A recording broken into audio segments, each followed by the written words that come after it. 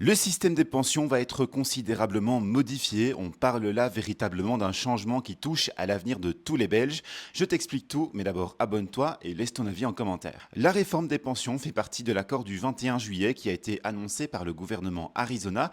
Mais d'abord une précision, il ne s'agit là que d'une première lecture. Il y en aura une deuxième et ensuite les débats et le vote à la Chambre des représentants. Donc des changements sont encore possibles sur les explications que je vais donner et on reviendra dessus s'il y en a. Et puis la loi ne sera pas introduite avant 2026, donc toutes les personnes qui prennent leur pension en 2025 ne sont pas concernées.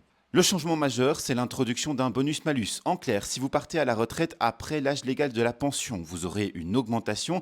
Si en revanche, vous partez à la retraite avant l'âge légal, que vous prenez une retraite anticipée, vous aurez une pénalité financière. Le taux variera de 2 à 5% en fonction de votre année de naissance dans les deux cas. Et puis pour les personnes qui sont nées en 1960 ou avant, vous ne pourrez pas avoir de pénalité financière. Pour éviter la pénalité en partant avant l'âge légal, il faudra avoir travaillé au moins 42 ans, soit le temps nécessaire pour avoir une pension anticipée, et avoir fait au moins 35 de ces 42 ans à mi-temps.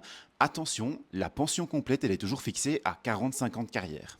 Pour ce qui est des périodes assimilées, c'est-à-dire celles où on ne travaille pas mais qui comptent quand même dans le calcul pour la pension, il était question de supprimer les congés pour soins, les périodes de maladie de longue durée ou d'incapacité de longue durée, ou bien encore le chômage temporaire.